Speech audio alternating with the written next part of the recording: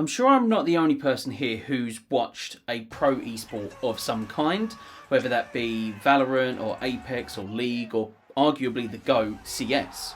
Some of you won't have even been old enough to remember like the Quake and the Unreal tournaments, but nevertheless throughout all of those, throughout history of esports, there have been things, habits and superstitions that these players have abided by throughout to ensure that they believe and they do perform at the best of their ability. Whether that's putting their keyboard on their lap, leaning all the way back, leaning all the way forward, even using that same mousepad year after year despite it probably needing a wash at this point or even a burial, or even that lucky pair of underwear.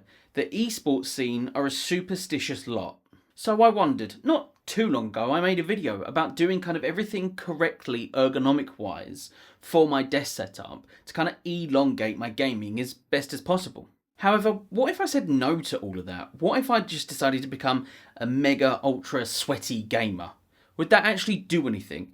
Is it the aspect of being a mega sweaty gamer the thing that leads to success? Would it do anything at all? Or is there simply other things that are a larger contributing factor that causes me to win and lose? Subtle foreshadowing, by the way. So I wanted to do it. I wanted to become an ultra mega sweaty gamer if I could, but this time with a slight difference. I didn't want to do it alone. So I asked two friends of mine who mainly play the same games as I do to join me on this journey. So the rules were quite simple, in effect, is we're to lean forward, bring the monitor so close that we can smell it, do a full aim labs routine, and if we've got anything like arm sleeves or mouse grips, whack them on. I did a full breakdown prior to this, where I looked at all of the roles we were playing in Valorant. What I did was I looked through all of the top 2 teams throughout each region, so that's for VCT.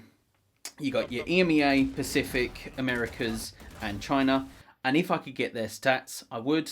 I got all of their setups, did the averages, and listed out the new cents. We started on the first day and all felt okay about it. We instantly decided we much preferred the monitor being closer. It made targeting and target confirmation much easier. So in those 50-50 1v1 duels that we would take, we suddenly felt they were more in our favour. The thing we adamantly detested though was doing a full 24 to 30 minute aim labs routine before every session that we played. All of us felt it was far too long, it detracted from the actual enjoyment of playing the game, and because of all our reduced sensitivities as well, our arms were knackered afterwards, so we didn't actually want to play. I'm sure it's something that we could get used to, but none of us wanted to. The rest of it, in terms of like objective, noticeable differences, none of us felt it did anything. There was one key realisation that all of us had throughout the week, and it was in essentially that no matter how much we did, no matter how hard we tried, some games were simply not winnable. I'm sure if we were all Radiant or Faceit level 10 or Apex Predator, then we could have won, but we probably would have run regardless at that point. For us, at our current skill level, there are just things that are out of our control. So we've kept certain pieces, we've all stayed on the same sensitivities, and actually we've all kept the monitor positions as they were, albeit that I only bring mine forward when I'm in-game.